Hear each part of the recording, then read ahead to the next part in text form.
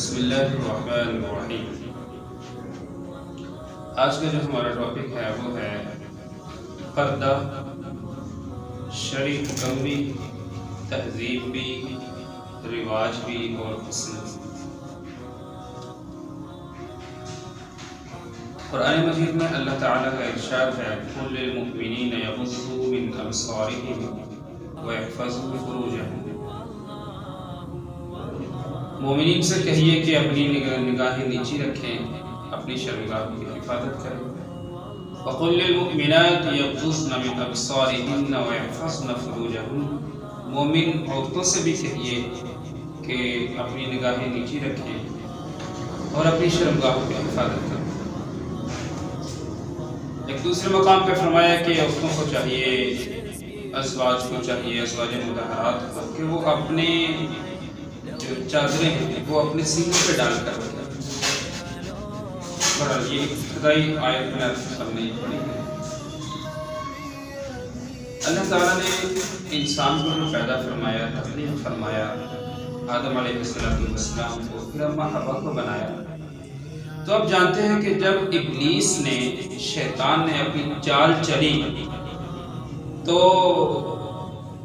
حضرت آدم علیہ السلام سے، اماں حوا سے خطا ہوئی، تو ان کے جسم سے جنتی لباس اتر گیا۔ قرآن مجید میں اللہ تعالیٰ نے اس کی تصویر کھینچی ہے کہ یہ دونوں پھر اپنے اپنے جسموں کو چھپانے لگے پتوں کے ساتھ۔ اگر حجاب نہ ہوتا، پردہ نہ ہوتا، تو ان کو اپنا جسم چھپانے کی ضرورت پیش نہ آتی۔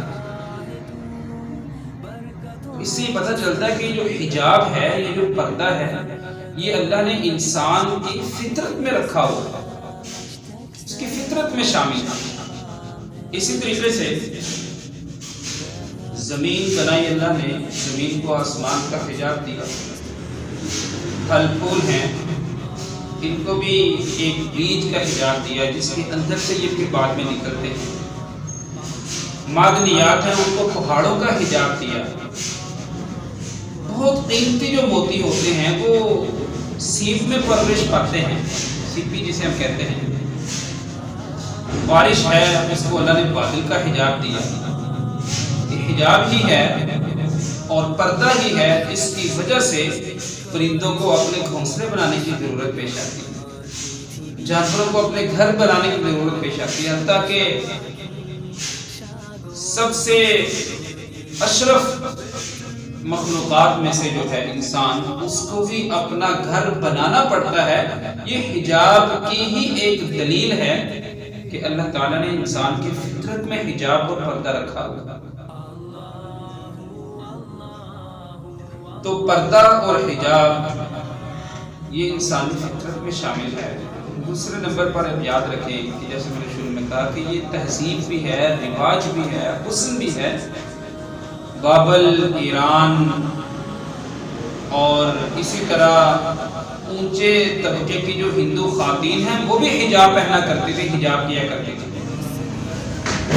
حجاب، اس کا رواج آپ دیکھتے ہیں عام طور پہ بڑھ رہا ہے جنوبی ایشیائی ممالک میں بھی، کیونکہ حجاب سے عورت کو معاشرے میں تحفظ ملتا ہے، عورت عدم تحفظ کا شکار نہیں ہوتی، اس کے اعتماد میں اضافہ ہوتا ہے، وہ بے اعتمادی کا شکار نہیں ہوتی۔ حجاب کی وجہ سے وہ میلی نظروں سے بچ جاتی ہے اور اس کو ایک اچھے خاندان سے سمجھا جاتا ہے۔ اب تو کالجز، یونیورسٹیز میں بھی حجاب کو بطور فیشن بھی اپنایا جا رہا ہے، بطور فیشن لوگ حجاب کو اڈاپٹ کر رہے ہیں، اس کو پسند کر رہے ہیں۔ مختلف قسم کے حجاب ہیں مختلف علاقوں کے حساب سے۔